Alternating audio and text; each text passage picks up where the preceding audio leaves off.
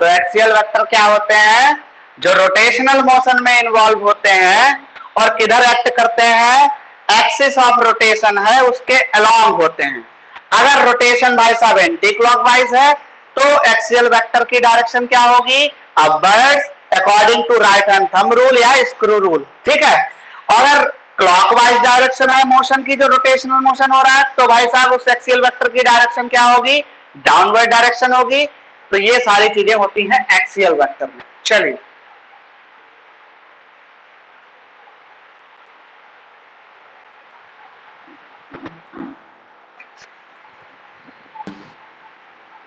थोड़ा जल्दी हाथ चलाइएगा फटाफट। हो गया भी। चलिए ठीक।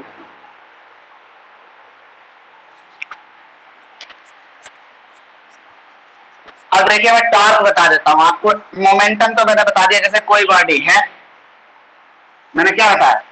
मोमेंटम क्या होता है? लीनियर मोमेंटम अगर पढ़ा होगा 9th क्लास में अच्छे से, कि किसी भी मास को अगर वेलोसिटी दे दी जाए तो उसका प्रोडक्ट जो होता है mv, यानी p इक्वल टू क्या पढ़ा था? mv। इसको लीनियर मोमेंटम। ठीक। मोमेंटम में चेंज ही फोर्स प्रोवाइड कराता है। मोमेंटम में अगर चेंज हो रहा है पर यूनिट टाइम तो वही फोर्स बन जाता है। अब एंगुलर मोमेंटम क्या होता है? कोई बॉडी रोटेशनल मोशन कर रही है, अब वो किसी स्पीड से भी भाग रही है, और क्या है? बॉडी का मास होगा, तो mv जो होगा वो एंगल के साथ लगातार क्या होगा? रोटेशन करेगा भाई, बार बार चारों तरफ घूमेगा एक्सिस के बाद। तो उसी मोमेंटम को हम कहते हैं एंगुलर मोमेंटम। या सीधे सीधे समझे, the turning effect of linear momentum. Linear momentum का वो इफेक्ट जो टर्निंग मोशन होने लगे, रोटेशनल मोशन होने लगे। The turning effect of linear momentum is called angular momentum. और टॉर्क क्या होता समझ लो। देखो मान लो यार एक लकड़ी है, मान लो एक रॉड है या झूला है, मान लीजिए झूला भाई साहब, या मान लीजिए रॉड है। अगर इस रॉड को घुमाना है, यहाँ पे ये क्या है? इसकी एक्सिस ऑफ रोटेशन। ठीक। तो बेटा ये टर्निंग इफेक्ट कब करेगी? बेटा जब इस पे फोर्स इस साइड पे लगे और इस पे साइड पे लगे। अब जो F2 मान लो लग रहा है F1, तो हमेशा F1 किसके इक्वल हो? F2 के इक्वल हो, लेकिन क्या हो? किस डायरेक्शन में? अपोजिट डायरेक्शन में। आई बात समझ में? भाई हमारा देखो मार्कर बिल्कुल समझ में आ जाएगा। अगर हम इस पे ऐसे फोर्स लगा रहे हैं, क्या है? डाउनवर्ड, तो देखो ऊपर वाला सिरा अपने आप उठ रहा है। अच्छा ये उठ रहा है तो देखो ये हमारा जहां पे हम पकड़े हुए हैं, ये हिंज है, जो हिंज पॉइंट है, जो फिक्स पॉइंट है, ये हो गई इसकी एक्सिस ऑफ रोटेशन। तो लगातार क्या कर रहा है? रोटेट हो रहा है, रोटेशनल मोशन हो रहा है। क्या लगा रहे हैं? फोर्स। तो दूसरे एंड पे इक्वल एंड अपोजिट फोर्स लगता है। तो कोई भी बॉडी जिसपे दो इक्वल एंड अपोजिट फोर्स लगते हैं, मैग्नीट्यूड में इक्वल हो, डायरेक्शन में अपोजिट हो, तो वो बॉडी क्या करने लगती है? रोटेशन करने लगती है, रोटेशनल मोशन करने लगती है, टर्न होने लगती है। इसी को कहते हैं टॉर्क। फोर्स के इसी इफेक्ट को क्या कहते हैं? टॉर्क। तो turning effect of force is called torque. आगे बताएंगे डिटेल में, अभी इतना जान लो। ठीक है, चलिए भैया भैया।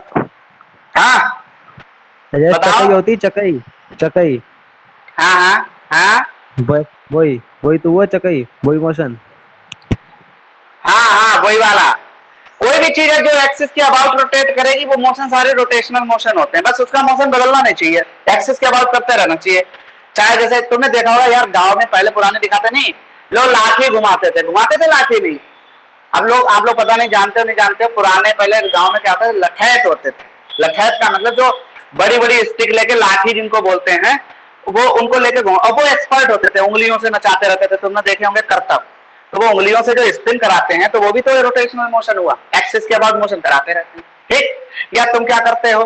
तुम जो है मान लो जैसे छोटे बच्चे क्या करते हैं? खुरापाती होते हैं, उन्हें कहीं दिख गया पिलर, दिख गया घर में, तो पिलर में हाथ डाला, चारों तरफ घूमे पड़े, आराम से घूम रहे हैं, जब तक माँ बाप आए ना दो थप्पड़ लगा ना दे। तो ये रोटेशनल मोशन का एग्जाम्पल होता है। किसी भी फिक्स एक्सिस के अलावा किसी भी ऑब्जेक्ट का जो मोशन होता है वो रोटेशनल मोशन कहलाता है। ठीक है, ये लीनियर मोशन नहीं होता। लीनियर मोशन का मतलब है, समझ रहे हो आप, बता चुके हैं, linear motion, straight line motion. ठीक है, चलिए अब हेडिंग डालिए बेटा, इक्वल वेक्टर्स। अब छोटी छोटी डेफिनेशन है इक्वल वेक्टर्स, इसका तुमको स्क्रीनशॉट लेना पड़ेगा। ठीक है, लिखना मत क्योंकि बहुत है। इक्वल वेक्टर्स क्या होते हैं? अरे ऐसे दो वेक्टर्स, वेक्टर क्या है बेटा? मैंने बताया था वेक्टर रिप्रेजेंट करता है किसी भी वेक्टर क्वांटिटी को, और जो वेक्टर होता है वो बताता है उसकी डायरेक्शन। ठीक, जो वेक्टर की लेंथ होती है वो बताता है उसका मैग्नीट्यूड, और जो जो जो भी क्वांटिटी है, जो वेक्टर है वो उसकी क्या बताता है, डायरेक्शन, यानी एरो का जो हेड है वो क्या बताता है, उसकी डायरेक्शन। इक्वल वेक्टर्स क्या होते हैं, इक्वल वेक्टर्स वो वेक्टर्स होते हैं, ऐसे वेक्टर हैं, दो सेट होंगे वेक्टर के, उनका मैग्नीट्यूड आपस में क्या होगा, इक्वल, सीधे सीधे बोले तो लेंथ उनकी क्या होगी, इक्वल। ठीक है, तो लिखेंगे फटाफट, जल्दी से लिखते हैं भाई, equal vectors, the two vectors are said to be equal if they have equal magnitude and same direction. आया बात समझ में, अपोजिट डायरेक्शन नहीं, सेम डायरेक्शन। ओके, तो भाई साहब ये लाइन एंड ये लाइन बहुत इंपॉर्टेंट। तो ऐसे वेक्टर जिनका इक्वल मैग्नीट्यूड हो, सेम डायरेक्शन हो, तो क्या होगा भाई, इक्वल वेक्टर। तो देखो एग्जांपल में लिख लीजिए, ये ए वेक्टर हो गया, ये बी वेक्टर, इनकी दोनों की क्या है, सेम लेंथ है। ठीक है, अच्छा मैग्नीट्यूड या मॉडुलस का मतलब क्या होता है, जैसे मैं बता रहा हूं, अभी लिखे दे रहा हूं, मैग्नीट्यूड ऑफ ए कैसे लिखेंगे, ऐसे लिखेंगे,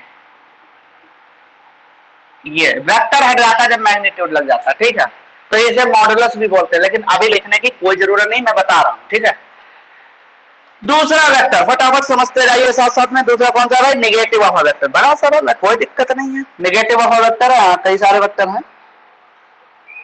ओके, नेगेटिव वेक्टर। अब नेगेटिव वेक्टर कैसा होता है बेटा, एक ऐसा वेक्टर जिसका, दो ऐसे वेक्टर जिसका मैग्नीट्यूड तो आपस में दोनों का सेम हो, लेकिन डायरेक्शन अपोजिट हो, तो एक दूसरे के वो क्या होंगे, नेगेटिव वेक्टर। ठीक है, तो लिखेंगे फटाफट, the negative of a vector, negative, यहां पे लिखना नेगेटिव ऑफ अ वेक्टर, रुको रुको रुको रुको, नेगेटिव, किसी वेक्टर का नेगेटिव कैसे निकालते हैं, a vector, the negative of a vector means another vector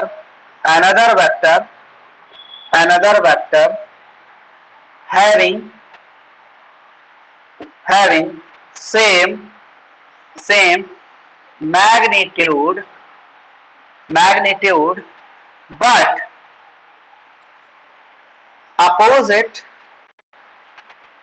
opposite in direction. अब देखो भाई साहब, नेगेटिव ऑफ अ वेक्टर, ये बात बहुत ज्यादा, ये इंपॉर्टेंट चीज है, ये हमेशा काम में आएगी आपके। क्या काम में आएगी, जैसे कोई वेक्टर जा रहा है, मान लीजिए नॉर्थ, अगर तुमको उसको साउथ घुमाना है तो तुम क्या लगाओगे उसके आगे, माइनस। आज के बाद भूलना मत इस चीज को, किसी भी वेक्टर की अगर आप डायरेक्शन चेंज करते हैं तो उस वेक्टर को उल्टा कर दीजिए और साइन लगा दीजिए माइनस, बस उसी वेक्टर को हम नेगेटिव ऑफ अ वेक्टर कहते हैं। आई बात समझ में, जैसे मान लीजिए, तो लिखेंगे, अगर लिखेंगे ओके, अ वेक्टर ए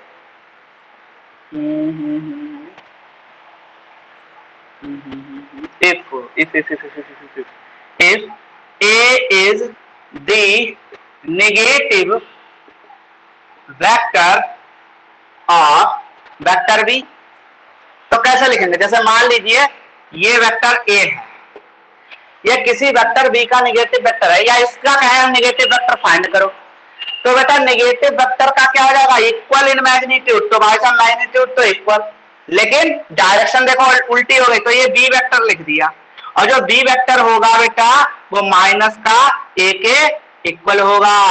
आई बात समझ में, आ गया समझ में, ये बहुत काम में आएगा। स्केलर क्वांटिटी का क्या है, स्केलर क्वांटिटी तो ऐसी होती है उनकी, चाहे इधर डायरेक्शन, क्योंकि उनमें डायरेक्शन होती नहीं, चाहे उनको इधर घुमा दो, चाहे इधर घुमा दो, चाहे इधर पुट कर लो, चाहे इधर पुट कर लो। भाई साहब वेक्टर में आप बिल्कुल ऐसा नहीं करेंगे, वेक्टर की अगर आपने पोजीशन चेंज कर दी, गड़बड़, सवाल पूरा खत्म, 0 नंबर। तो वेक्टर की जब भी डायरेक्शन बदलेंगे तो उसके आगे क्या लगा देंगे, माइनस। अगर नॉर्थ जा रहा है तो साउथ में वेक्टर लेना है, उसी के बराबर यानी उसका नेगेटिव वेक्टर चाहिए तो हम क्या लगा देंगे उसके आगे माइनस। अगर ईस्ट में जा रहा है हमको नेगेटिव वेक्टर चाहिए उसी का, तो हम क्या कर देंगे वेस्ट डायरेक्शन कर देंगे और लगा देंगे साइन माइनस, याद रखिएगा, ठीक है। तो देखो ए का नेगेटिव वेक्टर क्या है, बी है। अब बी को कैसे लिखेंगे, अरे भाई अगर ए का नेगेटिव वेक्टर बी है तो बी को लिखेंगे माइनस का ए, या हम कहते हैं बी का नेगेटिव वेक्टर ए है। बात एक ये दोनों एक दूसरे को बोल सकते हो। बी का नेगेटिव वेक्टर ए है तो ए को क्या लिखेंगे माइनस का बी, और ऐसे करके लिख लेंगे ए इक्वल टू माइनस का बी। बात एक ही है, चलिए लिख लीजिए फटाफट।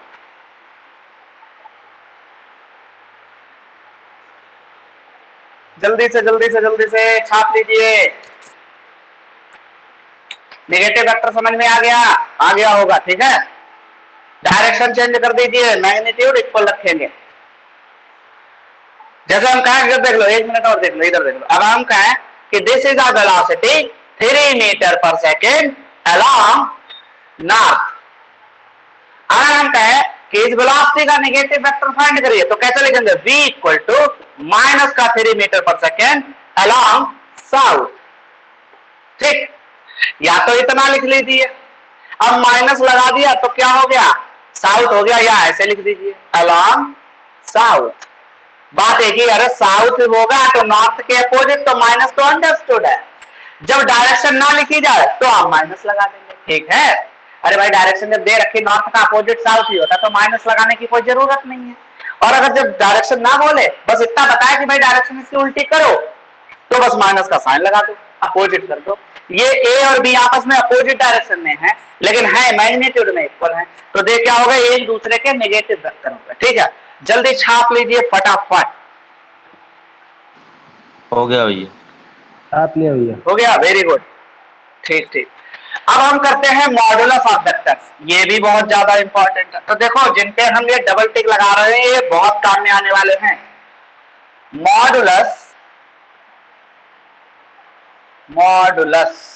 Of a vector, modulus of a vector, ठीक। या हम कह सकते हैं magnitude of a vector, magnitude भी बोलते हैं इसी को, मैग्नीट्यूड ऑफ अ वेक्टर। बहुत ज्यादा इंपॉर्टेंट, ये बहुत काम में आएगा, ये इंपॉर्टेंट है। अब इसका डेफिनेशन लिख लेते हैं। तो भाई साहब मॉडुलस किसी वेक्टर का अगर निकाल ले तो समझ लो तुम उसकी लेंथ को मेजर कर रहे हो।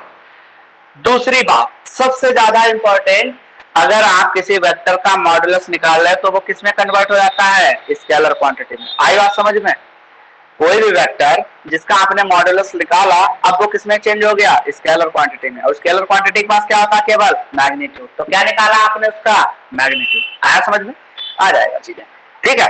तो लिखेंगे the modulus of a vector, तो लिखेंगे सीधे सीधे it means the length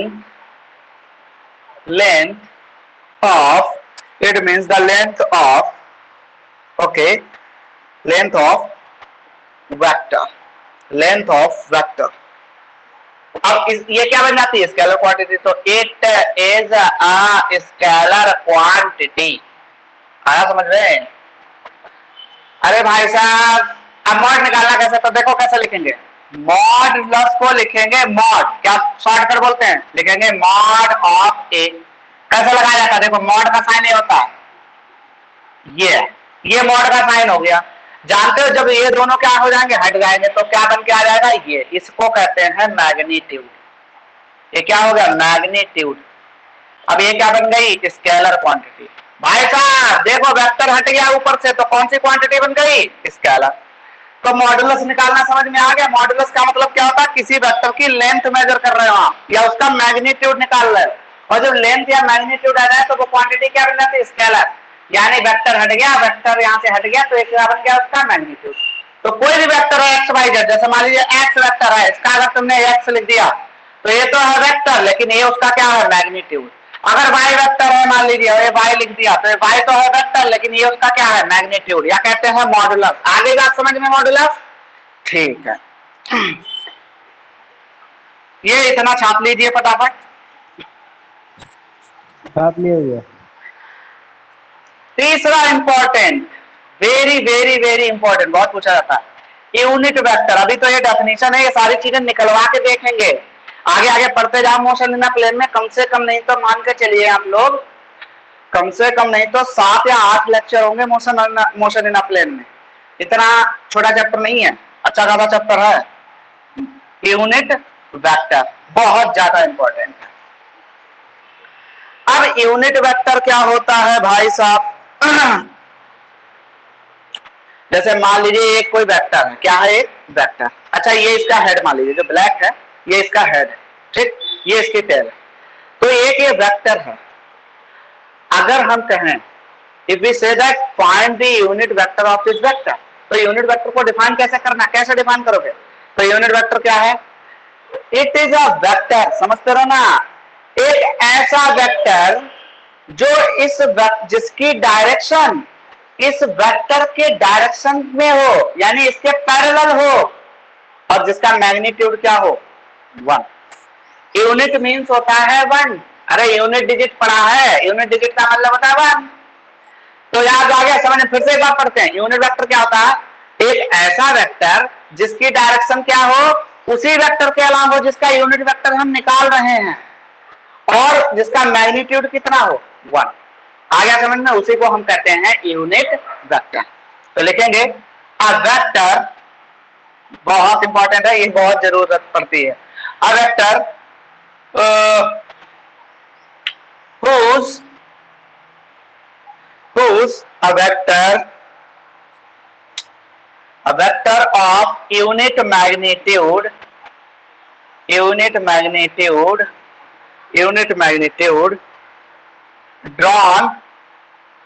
drawn in the direction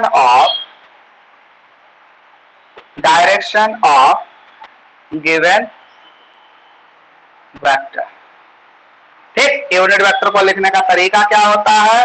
तो लिखेंगे हेंस यूनिट वेक्टर, कोई वेक्टर ले लीजिए ऑफ ए। तो कैसे लिखेंगे? देखिए, टोपी पहना दो भाई, टोपी पहनाने का लो, चालाकी मत करना किसी से, इसको टोपी पहनानी है बर्थडे वाली, ठीक है, खाली सजावट के लिए। एक कैप बोलते हैं इसको, क्या बोलेंगे? एक कैप। यूनिट वेक्टर का सिंबल क्या होता है? जैसे वेक्टर बोला तो उस पर क्या लगाते हैं? एरो। ठीक, अगर हम बोले यूनिट वेक्टर तो उस पर क्या पहनाएंगे? Birthday cap. तो बर्थडे कैप जिसने पहन ली वो हो गया यूनिट वेक्टर। ठीक, अब इसका फॉर्मूला क्या होता है? ये अपॉन ये, या इसको ऐसे भी लिख सकते हैं भाई साहब, यूनिट वेक्टर, वेक्टर अपॉन उसका मैग्नीट्यूड। यार बात एक ही है, इसी को तो ए कहते हैं, मैग्नीट्यूड कहते हैं, अभी आपके सामने लिखा है। तो आ गया समझ में? एक ऐसा वेक्टर जिसका मैग्नीट्यूड क्या हो? 1 हो, और वो इसकी डायरेक्शन क्या होगी? इस वेक्टर की जो डायरेक्शन होगी बेटा, वो इसी डायरेक्शन में होगा जो डायरेक्शन इसकी होगी। समझ में आ गई बात? तो लिखेंगे hence A is directed along या in the direction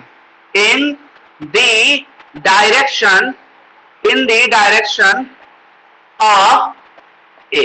आया समझ में? अच्छा मैग्नीट्यूड निकाल लें, अगर इसका कहें तो इसका मैग्नीट्यूड कितना था? 1। कोई भी भाई वेक्टर जो बर्थडे कैप पहना है, अगर उसका मॉडुलस निकालते हो, मॉडुलस बार बार सीख रहे हैं, मॉडुलस या मैग्नीट्यूड बात एक ही होती है, लेंथ भी। मॉडुलस, मैग्नीट्यूड या लेंथ जब भी बोला जाए तो एक ही बात। तो बर्थडे कैप जो पहनने वाला वेक्टर है, यानी जिसको आप क्या बोलते हो? यूनिट वेक्टर, यानी इसका मैग्नीट्यूड हमेशा क्या आएगा? 1। चाहे दुनिया का कोई वेक्टर हो, बस बर्थडे कैप पहना है उसका हमेशा 1। कोई भी वेक्टर हो 1, तो यूनिट वेक्टर, इसीलिए इसका नाम पड़ा है यूनिट वेक्टर। ठीक, लिखेंगे ये। चलो छाप लो फटाफट। तो ये निकालना सीख गए, सर्किल हटा लेते हैं, आप जो है स्क्रीनशॉट ले लीजिए। ये फॉर्मूला होता है वेक्टर, उसका मैग्नीट्यूड से डिवाइड कर दो तो यूनिट वेक्टर मिल जाता है।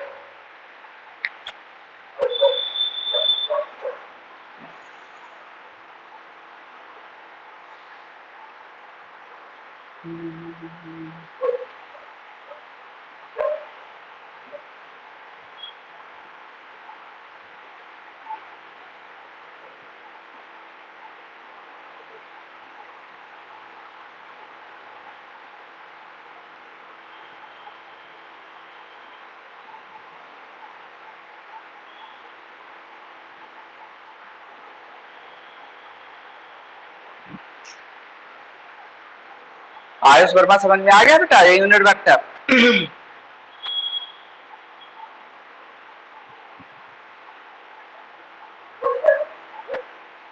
आवाज जा रही है सब पे? हो गया भैया। हो गया, चलिए। पलक पटेल, भैया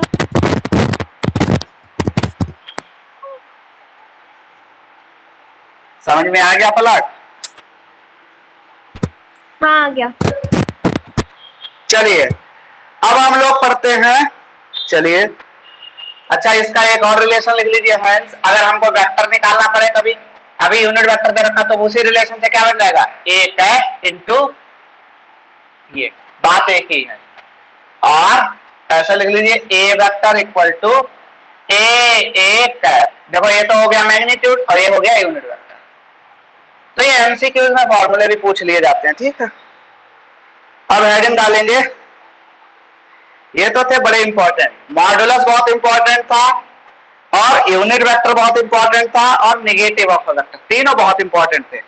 अब जो पढ़ेंगे वो उतने नहीं पूछे जाते हैं, लेकिन फिर भी आने चाहिए, आपको याद होना चाहिए।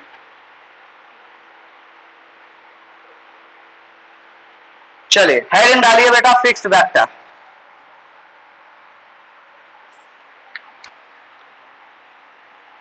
इसके नाम से ही पता चल रहा है एक ऐसा वेक्टर होगा जो फिक्स्ड होगा, मतलब जिसका एक फिक्स स्टार्टिंग पॉइंट हो, ठीक है। जिसका एक जो स्टार्टिंग पॉइंट हो वो क्या है, फिक्स हो, इनिशियल पॉइंट। लिखेंगे the vector whose initial point is fixed is called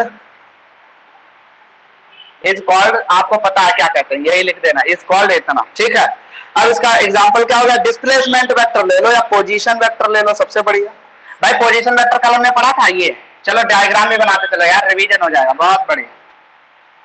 तो ये क्या हो गया ओ। अब देखो इसका एक पॉइंट फिक्स होता है भाई, इनिशियल पॉइंट हमेशा फिक्स हो उसको कहते हैं फिक्स वेक्टर, और ये होता है position vector.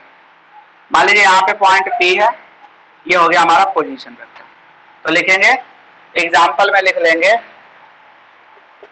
Position vector, diagram भी बनाते चलिए, 2 बार रिवीजन हो जाएगा। अब एक आता है फ्री वेक्टर, बहुत अच्छी बात, देखो कितने सारे वेक्टर हैं।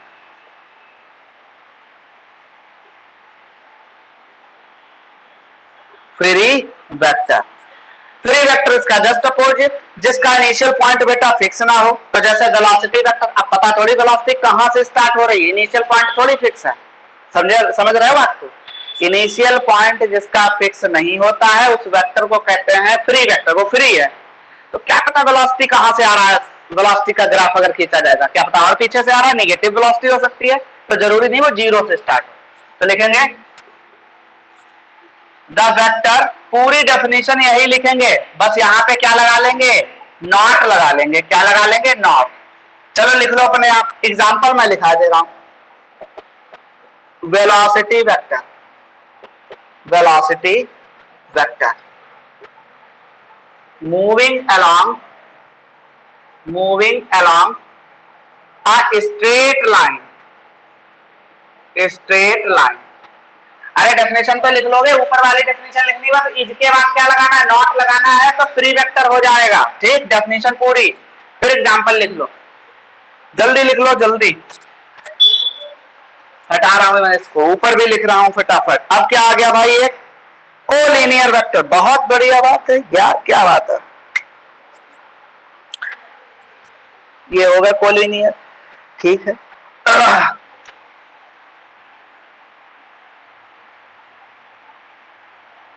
कोलिनियर वेक्टर्स,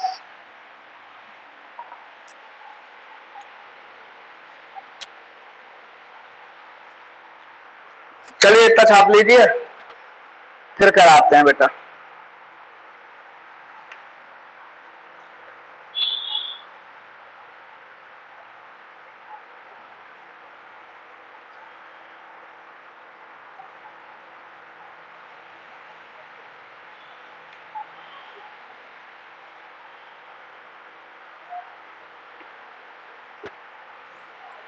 लिख लिया। छोटे छोटे हो गया डेफिनेशन हैं, छोटे छोटे। ओके,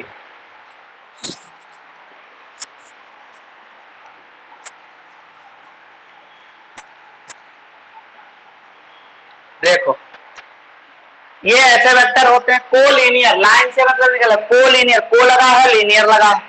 तो को मतलब कई सारे एक साथ, जैसे कोएड एजुकेशन स्कूल होते हैं, कोएड मतलब सभी एक साथ में। तो ऐसे वेक्टर्स जिनकी डायरेक्शन या तो एक ही लाइन के अलोंग हो या पैरेलल हो, ठीक, पैरेलल लाइन के अलोंग हो। भाई कोई वेक्टर ऐसे एक्ट करे या तो अलोंग द सेम लाइन या अलोंग द पैरेलल लाइन, उन्हीं को कहते हैं कोलिनियर वेक्टर। तो लिखेंगे, अरे यार क्या हो गया भाई, ये आज क्या कर रहा, मार्कर गड़बड़ कर रहा है।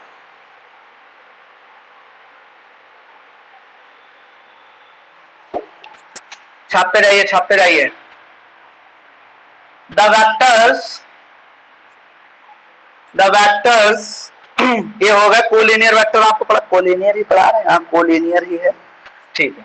The vectors which either act along the same line, या तो सेम लाइन पे एक्ट कर रहे होंगे, और along the parallel line, और along the parallel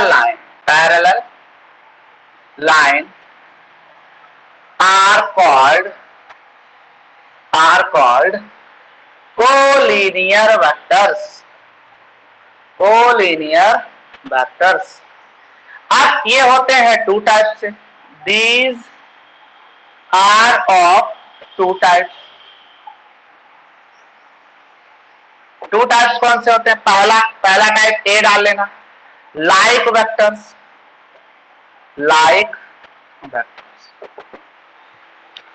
अब लाइक देखो, कोलिनियर का मतलब क्या है, कोई भी वेक्टर चल रहे हैं तो उनकी जो डायरेक्शन है या तो वो सेम लाइन के अलोंग होगी, या उनकी आपस में जो लाइन, जिस लाइन में वो चल रहे हैं वो लाइन आपस में क्या होंगी, पैरेलल लाइन होंगी।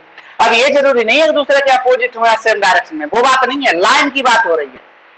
मोशन किस लाइन में हो रहा है, तो या तो सेम लाइन में मोशन कर रहे होंगे या आपस में पैरेलल लाइन में मोशन कर रहे हैं। अब जरूरी नहीं, वो अपोजिट भी हो सकते हैं, सेम लाइन में भी, सेम डायरेक्शन में भी हो सकते हैं, ठीक है। उसी के बेसिस पे इनको डिफाइन किया जा रहा है। तो लाइक वेक्टर्स, अब लाइक वेक्टर्स ऐसे वेक्टर्स होते हैं, एक तो सेम लाइन के अलावा, सेम लाइन या पैरेलल लाइन में चले। भाई ऐसे दो वेक्टर, ऐसे दो नहीं, ऐसे कई सारे वेक्टर्स, ऐसे वेक्टर्स जो एक्ट कर रहे हैं या तो सेम लाइन या पैरेलल लाइन, और उनकी डायरेक्शन क्या हो, सेम हो। तो जिनकी डायरेक्शन सेम होगी वो कहे जाएंगे पैरेलल वेक्टर्स। तो लिखेंगे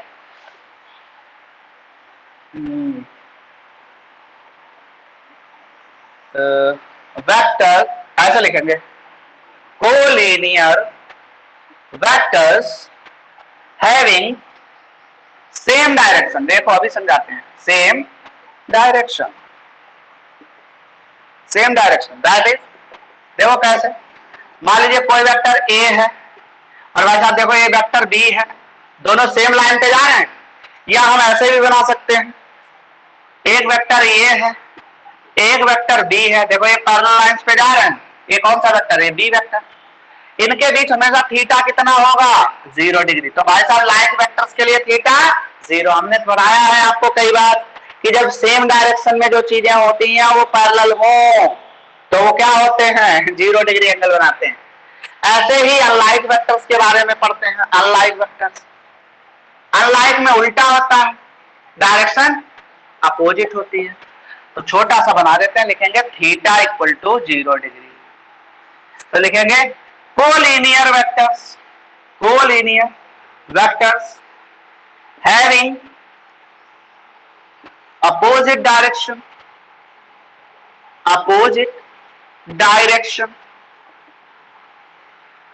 देखिए एक वेक्टर ए इधर जा रहा है और यहां से वेक्टर बी इधर जा रहा है, तो थीटा कितना बन रहा है यहाँ पे 180, यहाँ पे भी थीटा, चलो अच्छे से लिखते हैं, यहां भी थीटा कितना बन रहा है, ये बी वेक्टर हो गया, ये ए वेक्टर हो गया, यहाँ थीटा कितना बन रहा है 0 डिग्री, यहाँ भी थीटा कितना बन रहा है 0 डिग्री। तो ये लाइक वेक्टर हो गए। अब कोई वेक्टर मान लीजिए ऐसे है, ये वेक्टर ये है और ये सेम लाइन नहीं पैरेलल लाइन में है तो कोलिनियर तो होगा, लेकिन अपोजिट डायरेक्शन में है तो बेटा यहाँ थीटा कितना बना दोनों जगह 180। तो ये अलाइज वेक्टर्स हो गए। छाप लीजिए इतना जल्दी।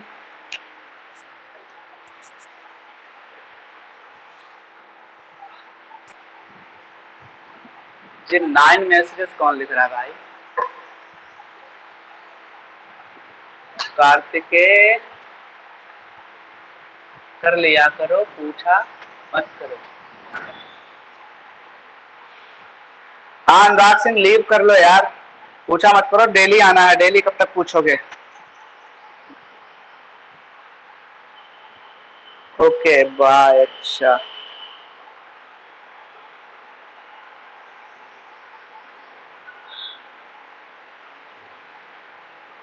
तो ये होगा कोलिनियर वेक्टर्स। अब कोई इनिशियल वेक्टर, अब को टर्मिनस वेक्टर बताने।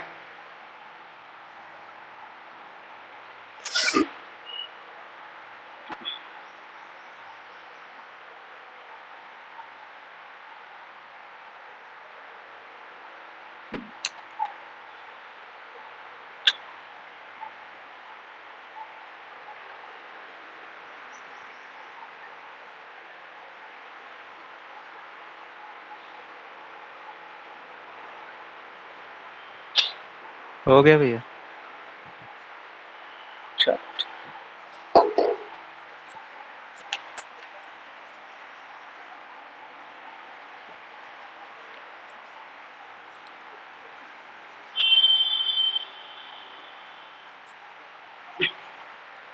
अब एक टाइप के और वेक्टर होते हैं कोप्लेनर वेक्टर्स। कोप्लेनर वेक्टर्स को लग गया तो कई सारे एक साथ काम कर रहे हैं, वैसा ही जो काम और कर रहा है। और प्लेनर लग गया तो प्लेन। तो ऐसे वेक्टर्स जो एक ही प्लेन में लाई करें उनको क्या कहते हैं? Coplanar vectors. ठीक, तो लिखेंगे सीधे सीधे the vectors which act in same plane are called you know. क्या कहते हैं जानते हो? देखो मान लो हम बता रहे हैं, देखो समझ लीजिए, ये हमारा मान लीजिए एक्स वाई प्लेन है, ये जेड एक्सिस, तो ये एक्स वाई जेड, तो देखो ये तो हो गया हमारा एक्स वाई प्लेन, ये वाई और जेड वाला तो ये हमारा हो गया भाई साहब वाई जेड प्लेन, ये हमारा एक्स और जेड मिला के हो गया।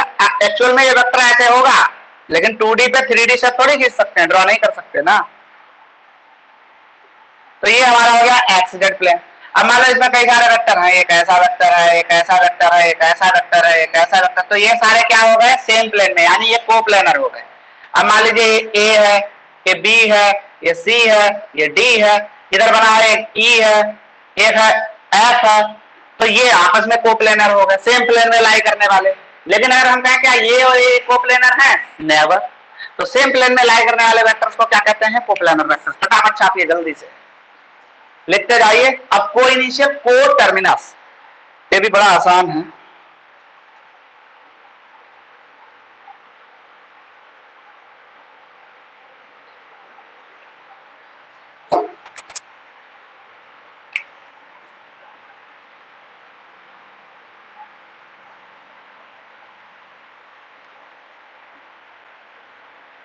को इनिशियल वेक्टर्स,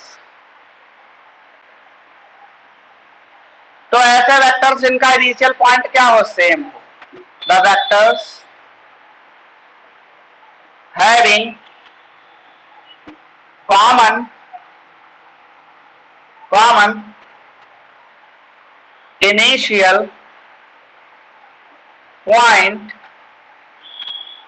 आर कॉल्ड, आगे जानते हो, बना लेते हैं डायग्राम। जैसे मान लीजिए ये जा रहा, ये जा रहा, ये जा रहा, सी वेक्टर, बी वेक्टर, ए वेक्टर, तो देखो इनका जो ओरिजिन है या इनिशियल पॉइंट है वो सेम है, तो ये को इनिशियल वेक्टर होगा।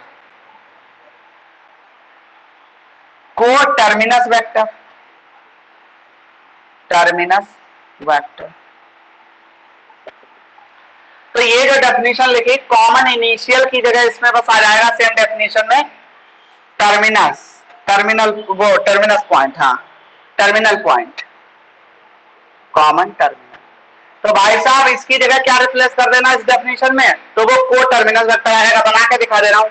टर्मिनस वेक्टर का मतलब होता है जो टर्मिनेट होते हैं, तो जिनका कॉमन टर्मिनल हो, तो मतलब क्या होगा, सारे वेक्टर आएंगे किसी एक पॉइंट पे आके टर्मिनेट हो जाएंगे, तो उनको कहते हैं को टर्मिनस वेक्टर्स। देखिए कैसे, ए आया, ये आया, ये आया और ये आया मान लीजिए, तो मान लीजिए ए है, ये बी है, ये सी है, सारे एक पॉइंट पे आके क्या होगा, टर्मिनेट होगा। देखो एरो जरूर बना देगा सही से। और ये डी, तो A B C D are called coterminous vectors. जल्दी फटाफट बना लीजिए। एक और लास्ट वेक्टर पढ़ाना, बात खत्म।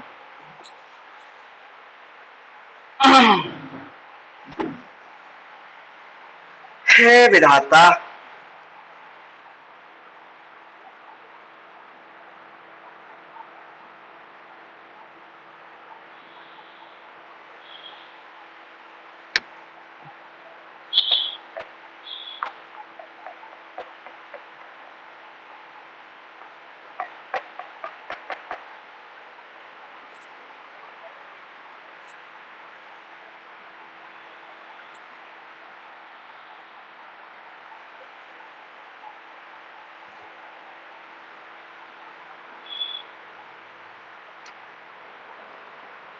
हो गया भैया?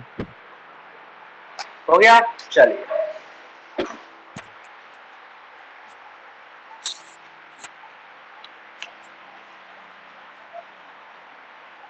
अब ये जो बताने जा रहा हूं ये अच्छा है, ये पूछ लिया जाता है अक्सर एग्जाम में।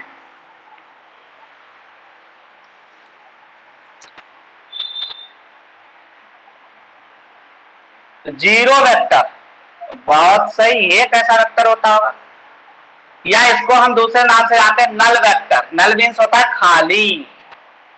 अभी 12th में खूब पढ़ेंगे नल पॉइंट। नल पॉइंट का मतलब जहां हर चीज जीरो होती है, नल वेक्टर कहते हैं। अच्छा नल वेक्टर क्या होता है, या जीरो वेक्टर क्या होता है? जीरो वेक्टर एक ऐसा वेक्टर होता है, ये वेक्टर जानबूझ के इंट्रोड्यूस किया गया, ये कोई एक्चुअल में वेक्टर वेक्टर होता नहीं है, इसको इंट्रोड्यूस करना पड़ा। उसकी नीड क्या थी बताते हैं, ठीक है। जैसे मान लीजिए नीड क्या थी, मान लीजिए कि दो वेक्टर आपस में इक्वल है। किधर देखिए, if a equal to b, तो बेटा जब दोनों इक्वल है तो आपस में इसका इक्वल क्या आना चाहिए, जीरो आएगा भाई जब दोनों इक्वल है। लेकिन यार वेक्टर अलजेब्रा ये कहता है कि वेक्टर का सब्ट्रैक्शन या वेक्टर का एडिशन क्या आता है, वेक्टर। अरे वेक्टर में अगर वेक्टर ऐड करोगे तो यार वेक्टर ही बनना चाहिए ना। आपको पढ़ा है principle of homogeneity, same quantities can be added और सब्ट्रैक्टेड। तो भाई साहब अगर वेक्टर क्वांटिटी को ऐड कर रहा है तो वेक्टर ही मिलनी चाहिए, और अगर सब्ट्रैक्ट कर रहा है तो भी वेक्टर मिलनी चाहिए। तो कायदे में तो यार इसको वेक्टर मिलना चाहिए, लेकिन जीरो क्या होता है, स्केलर। तो इसको एक जबरदस्ती इंट्रोड्यूस किया गया कि नहीं, अगर दो वेक्टर क्वांटिटीज को आप ऐड करते हो या सब्ट्रैक्ट करते हो और तुमको अगर जीरो मिलता है तो वो जीरो नहीं होगा, वो जीरो वेक्टर होगा। उसके ऊपर क्या लगा देंगे, जीरो वेक्टर। तो पहली नीड तो ये हो गई। मान लीजिए दूसरी नीड और समझाते हैं। मान लीजिए कोई स्केलर नंबर है, मान लीजिए कोई भी स्केलर नंबर है, म्यू इक्वल टू माइनस का लैम्डा। मान लीजिए ये भी स्केलर है, ये भी, और ये इसके इक्वल है। अब हम कहें कि चलिए ये कैलकुलेट करिए, mu plus lambda into vector A, ये क्या होगा। तो भाई म्यू इक्वल टू जब लैम्डा है तो ये तो पूरा पूरा हो जाएगा जीरो। अब जीरो से मल्टीप्लाई होगी किसकी, वेक्टर की। तो वेक्टर की प्रॉपर्टीज फिर से, अगर वेक्टर की आप जीरो से किसी स्केलर से मल्टीप्लाई करते हो तो वो वेक्टर ही बनना चाहिए। Scalar multiplication of any vector with scalar quantity is always a vector.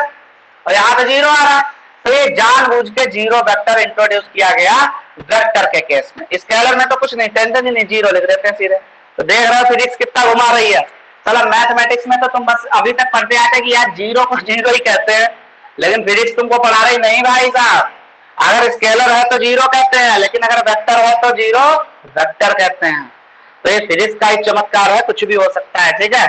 तो फटाफट डेफिनेशन हमारे साथ लिखेंगे। अच्छा अब इसकी डायरेक्शन, भाई वेक्टर है तो इसकी डायरेक्शन क्या होगी, साला वेक्टर है ही नहीं है यार, इसको जबरदस्ती वेक्टर बनाया गया। तो हमने इनने क्या कह दिया, वेक्टर भाई जीरो वेक्टर है, अब डायरेक्शन कहां से लाते हैं, तो इन्होंने कह दिया आर्बिट्रेरी डायरेक्शन, मतलब मनमानी डायरेक्शन। अरे है ही नहीं कुछ डायरेक्शन, तो आर्बिट्रेरी डायरेक्शन बोल दिया इसको, ठीक है। तो लिखेंगे a vector whose of magnitude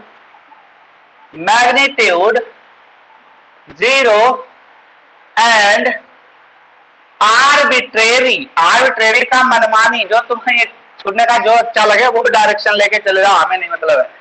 arbitrary direction is called zero vector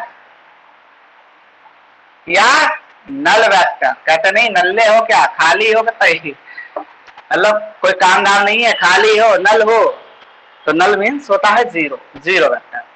representation कैसे होता है देखिए, रिप्रेजेंटेशन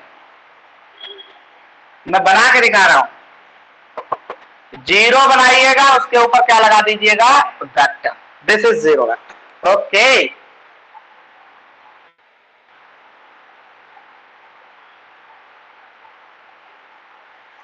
तो तुमको नीड तो बता दी, समझा दी कि कैसे नीड होगी भाई। अगर दो वेक्टर इक्वल है, उनका सब्ट्रैक्शन क्या आना चाहिए, जीरो, लेकिन जीरो क्या आएगा, वेक्टर तो वेक्टर लगा देंगे। ठीक, इसका क्या है, मैग्नीट्यूड तो जीरो है लेकिन आर्बिट्रेरी डायरेक्शन है, कुछ भी डायरेक्शन हो सकती है। समझ में आ गया? आज के लिए इतना ही रखें, कल इसकी प्रॉपर्टीज कराएंगे हम आपको, ठीक है। और प्रॉपर्टीज क्या कराएंगे, प्रॉपर्टीज समझना बड़ा आसान है कि भाई साहब प्रॉपर्टीज क्या होंगी। देखिए प्रॉपर्टीज में भाई साहब इस वेक्टर को किसी वेक्टर के साथ यूज करेंगे तो वही वेक्टर मिलेगा, मल्टीप्लाई करेंगे तो जीरो वेक्टर मिलेगा, सब्ट्रैक्ट करेंगे तो सेम वेक्टर मिलेगा। तो ये सब ड्रामेबाजी हमें कल सीखनी है, बड़ा आसान सी चीज है और काफी अच्छा है। तो आज इतना पढ़िए, कल हम लेते हैं नेक्स्ट लेक्चर।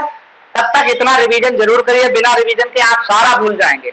दुनिया का कोई इंसान है जब तक रिवीजन नहीं करेगा तब तक उसको फिजिक्स समझ में नहीं आए। इवन फिजिक्स क्या, केमिस्ट्री, बायो या मैथमेटिक्स कुछ भी हो, पीसीएमबी पूरा, वो समझ में नहीं आएगा। रट्टाफिकेशन इज नॉट अलाउड।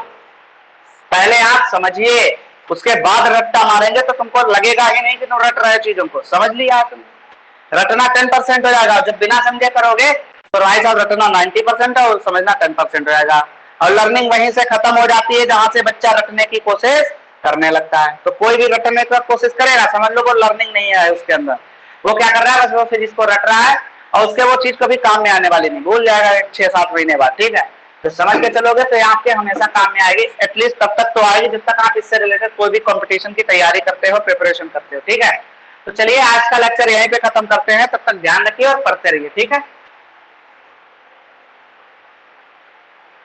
कोई डाउट हो तो पूछ लीजिए भाई।